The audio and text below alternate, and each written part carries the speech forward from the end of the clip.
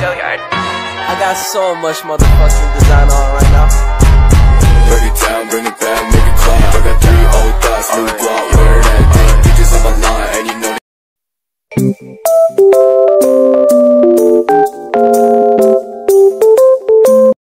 Halo, Assalamualaikum warahmatullahi wabarakatuh.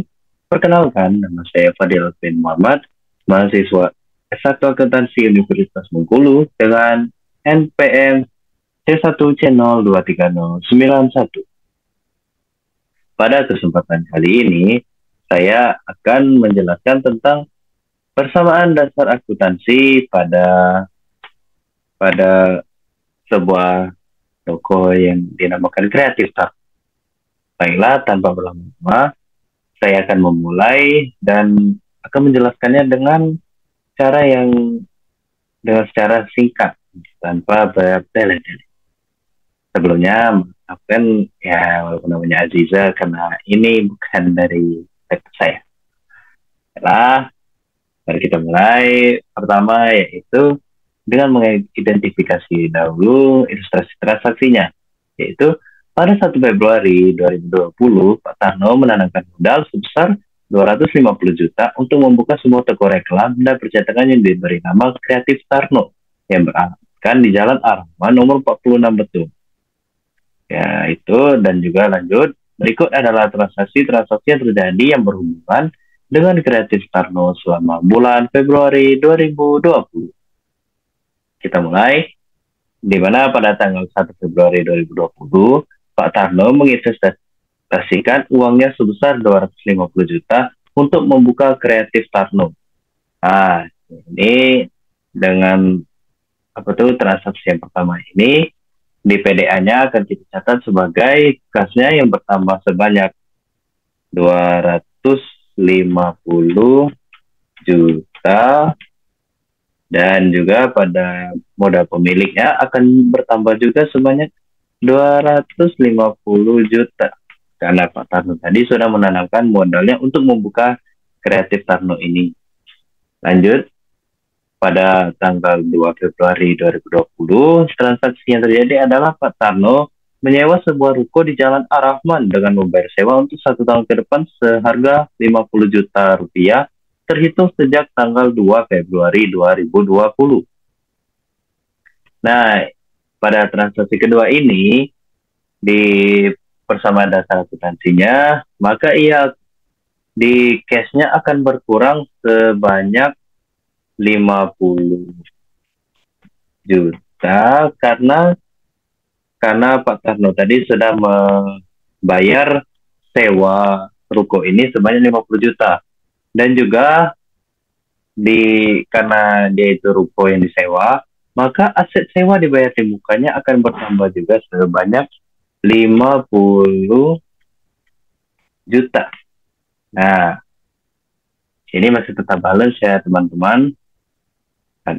Nah, kita lanjut lagi ke transaksi yang berikutnya, yaitu pada tanggal 2 Februari juga terjadi pada tanggal yang sama. Pak Tarno membeli peralatan percetakan seharga 150 juta yang dibayar secara tunai sebanyak 125 juta dan sisanya akan dibayar lunas pada tanggal 22 Februari 2020.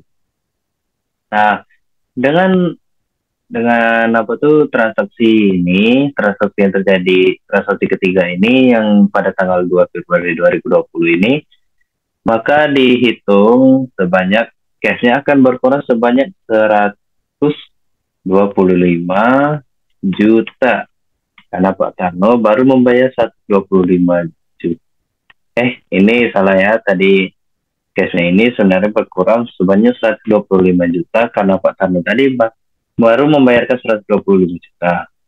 Nah, di yang ini pada tadi kan Pak Tarno membeli peralatan percetakan, maka di persamaan dasar akuntansinya akan dicatat sebagai peralatan atau equipment yang bertambah sebanyak total yang dibeli tadi, yaitu 150 juta. Nah, karena Pak Tarno baru membayarkan sebanyak 125 juta, yang mana sisanya akan dibayar lunas pada tanggal 22 Februari 2020. Maka yang hutangnya tadi itu akan dicatat sebagai hutang usaha atau akun payable sebanyak 25 juta. Nah, ininya kolomnya akan kita besarkan sedikit agar dia tidak menjadi pagar seperti ini. Nah, sudah kan? Di sini juga masih balance. Selanjutnya ya. Waduh. Nah, selanjutnya mari kita lihat pada transaksi keempatnya. Transaksi keempatnya yaitu Pak Tarno membeli berbagai perlengkapan kantor senilai 15 juta secara tunai pada tanggal 4 Februari 2020. Nah, di sini kan di 4 Februari itu kan, zoom in dikit. Nah, pada tanggal 4 Februari, Pak Tarno membeli peralatan perlengkapan sebanyak 15 juta secara tunai.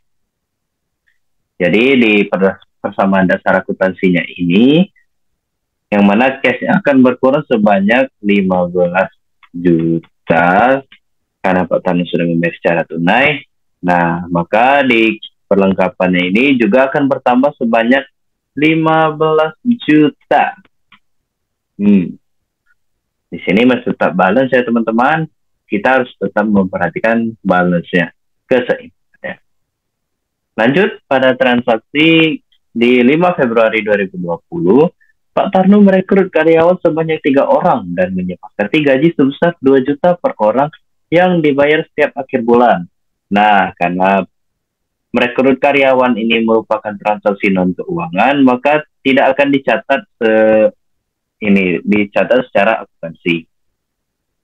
Lalu kita lanjut pada tanggal 5 Februari 2020, Pak Kreatif Tarno membayar sebanyak Rp1.200.000 untuk biaya pemasangan spanduk promosi di 6 tempat yang berbeda. Nah, di persamaan dasar akuntansinya, karena perusahaan Pak Tarno ini sudah membayar Rp1.200.000, maka kasnya akan berkurang sebanyak Rp1.200.000 juga. Nah, dan itu akan dicatat sebagai bebannya. Bebannya sebanyak Rp1.200.000. Baiklah, kita lanjut lagi. Ini masih tetap balance ya teman-teman. Nah, ayo kita lanjut lagi pada transaksi selanjutnya, di mana dari perusahaan Pak Tarno ini menerima uang sebesar 1 juta dari Palm Cafe karena menyelesaikan pencetakan spanduk ukuran 5x5 meter sebanyak 20 buah di tanggal 6 Februari 2020. Nah, pada transaksi pada tanggal 6 Februari ini akan dicatat di persamaan dasar akuntansinya sebagai penambahan kepada cashnya karena dari revenue-nya ini bertambah karena dia mendapat uang dari jasa yang telah diberikan. Nah, cashnya akan bertambah juga sebanyak 1 juta. Ini harus tetap diperhatikan ya kebalansannya ini. Nah, selanjutnya akan kita lanjut lagi. Di tanggal 9 Februari 2020, Pak Tarno di mana ya? Di tanggal 9 Februari 2020, Pak Tarno membeli lagi peralatan percetakan senilai Rp1 juta yang dibayar secara tunai. Nah, dengan transaksi di tanggal 9 ini dicatat dia kan perusahaan Pak Tarno ini membeli lagi peralatan percetakan senilai Rp1 juta. Maka kasnya ini akan berkurang sebanyak Rp1.100.000 Rp1 juta juga. Dan peralatan dari tokonya itu akan bertambah sebanyak 1 juta juga. Ini kebanyakan nolnya ya. Sorry. Nolnya kebanyakan 1, dia malah jadi 10 juta.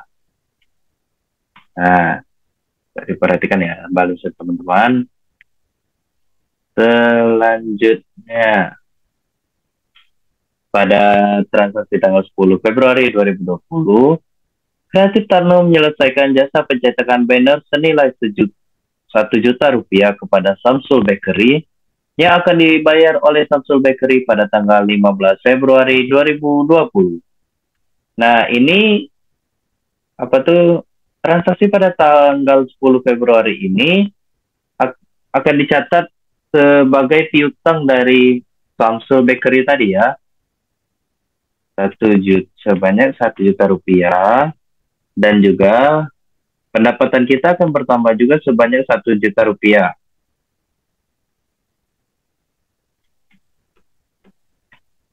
Nah, kenapa kasnya belum bertambah? Karena ini merupakan piutang, yang berarti jasanya sudah kita berikan tetapi belum dibayar. Nah, jadi kasnya belum bertambah, tetapi pendapatannya juga harus dicatat karena dia ini piutang ya. Baiklah, kita lanjut lagi pada transaksi yang selanjutnya, di mana pada tanggal 11 Februari 2020 ini Kreatif Tarno ini membayar biaya pemasangan wifi dan parabola sebesar 700.000. Nah, ini transaksi pada tanggal 11 ini akan dicatat sebagai beban yang akan bertambah sebanyak Rp700.000, dan juga cashnya akan berkurang karena kita sudah membayar sebesar Rp700.000 tadi ya. Dilihat ya, ininya tetap balance ya. Lanjut lagi, pada tanggal 15 Februari 2020, waduh, ininya belum dirubah ya. Pada tanggal 15 Februari 2020, Pak Tarno mengambil uang sebanyak Rp7 juta untuk keperluan pribadi berlibur keluar kota. Nah, transaksi pada tanggal 16 ini dicatat di persamaan dasar akuntansinya sebagai ini kan ada tanggal 15. Salah tadi ya. Kita lanjut dari yang tanggal 15 dulu, di mana Kreatif Tarno menerima uang sebesar 1 juta dari Samsul Bakery atas jasa pencetakan banner yang sudah dilakukan pada 5 hari yang lalu. Nah, jadi Samsul Bakery ini membayar piutangnya, yang mana pada persamaan dasar akuntansinya akan kita catat sebagai cash kita yang akan bertambah 1 juta.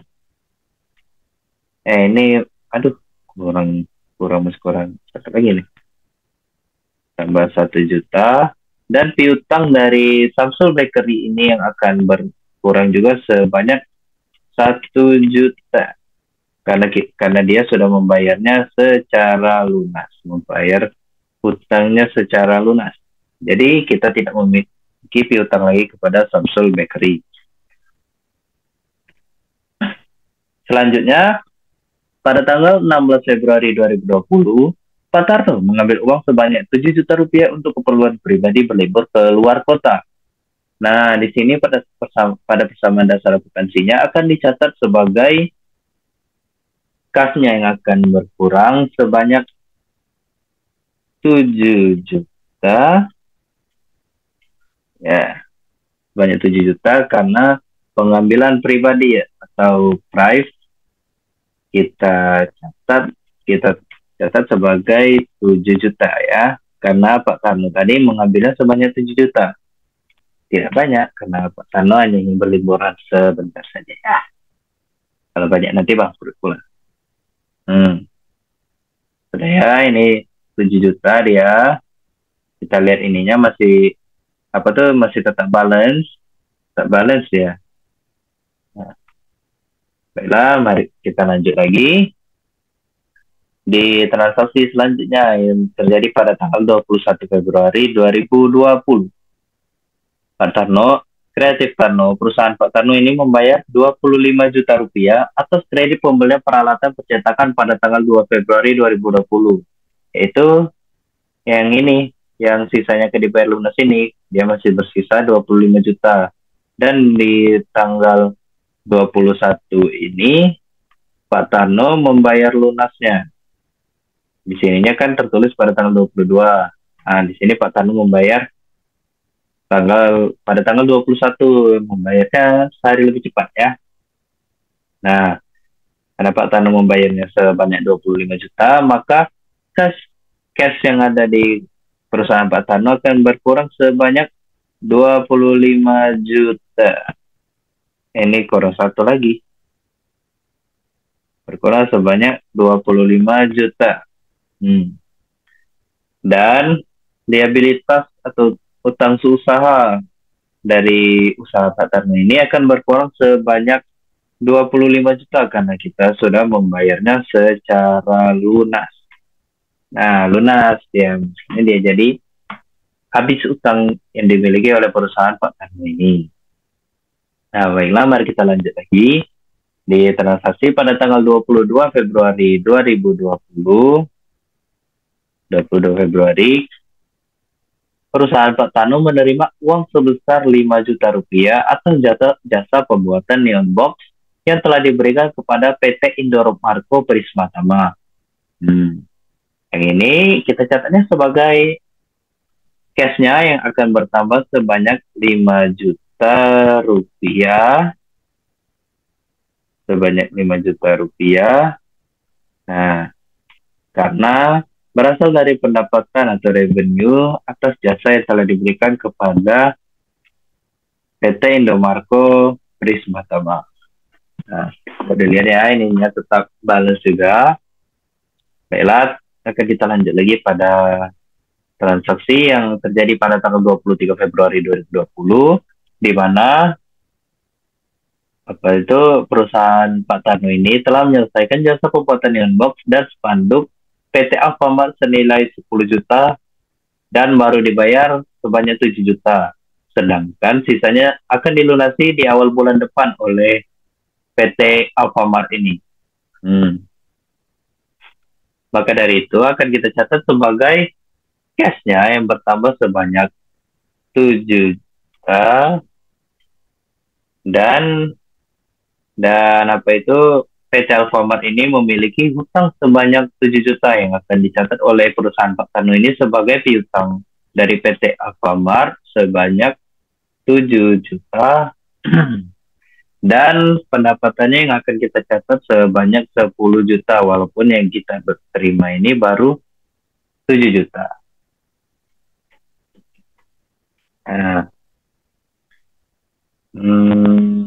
Aduh, ininya kayaknya salah ya. Iya, kita salah menaruh ininya. Nah, ya.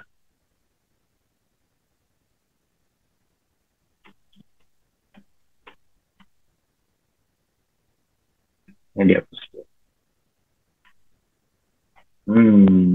Sebentar. Mari kita cek dulu. Mengapa dia ini tidak balas? Ya, benar. Karena piutang ini kenapa kita catat sebanyak 7 juta, padahal kita hanya memiliki piutang sebanyak 3 juta. Nah, sudah balance ya kawan-kawan? Karena mengapa piutangnya ini 3 juta dan hasil yang kita terima baru 7 juta? Itu karena PT Alfamart ini baru membayar 7 juta, sedangkan 3 jutanya ini menjadi diajarkan utang yang akan dibayar pada awal bulan depan. Nah, walaupun kita baru menerima sebanyak 7 juta dari 10 juta jasa yang telah kita berikan, kita tetap mencatatkan pendapatannya ini sebanyak 10 juta juga.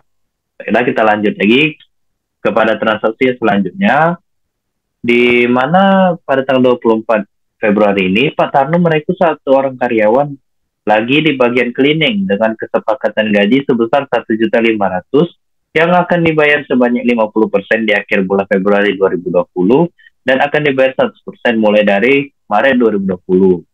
Nah, ini apa itu namanya? Merupakan transaksi non keuangan dan tidak akan dicatat di persamaan dasar akuntansinya.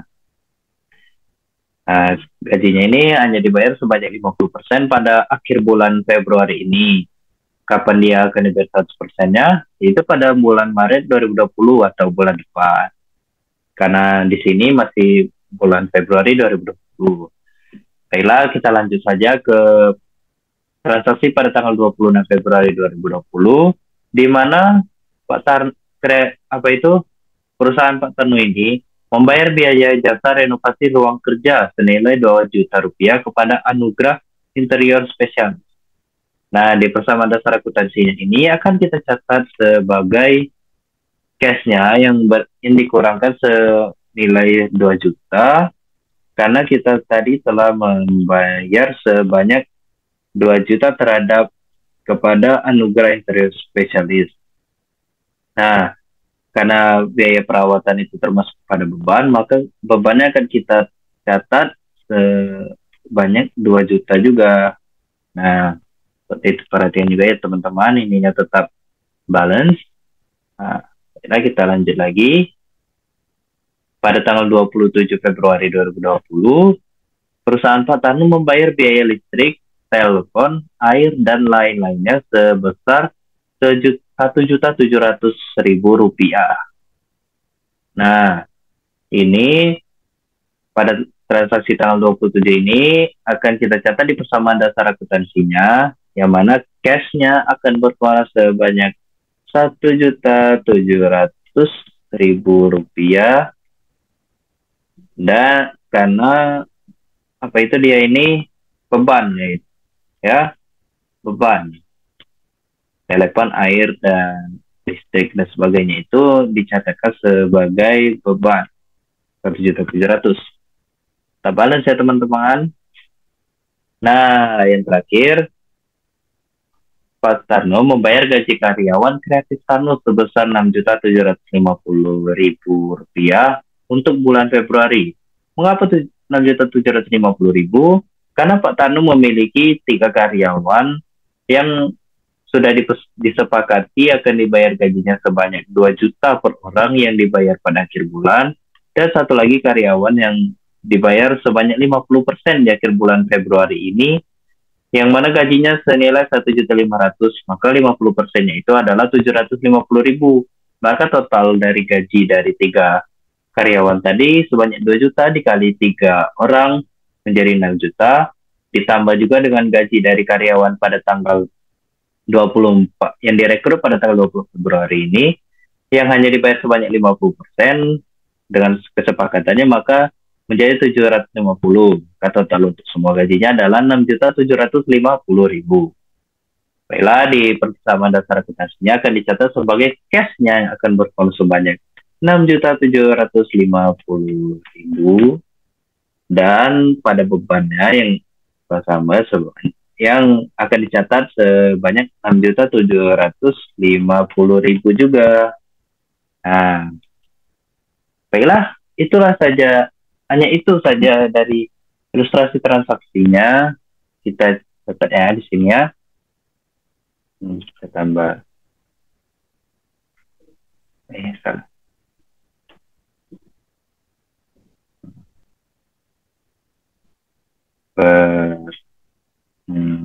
Sebentar ya. Kita tulis di sini. Kita modus ininya. Aduh, ini kenapa ini? Oke, cannot empty the clipboard. Nah, itu saja ya. Ini adalah persamaan dasar akuntansi dari perusahaan Kreatif Tarno per 1 Februari 2020. Saya rasa hanya itulah yang dapat saya jelaskan tentang persamaan dasar akuntansi dari ilustrasi transaksi yang telah saya buat tentang perusahaan Pak Tarno yang dinamakan Kreatif Tarno. Lebih dan kurang saya mohon maaf, kepada Allah saya mohon ampun. Baiklah, semoga video saya ini dapat berguna dan memiliki manfaat. Saya tutup. Wassalamualaikum warahmatullahi wabarakatuh.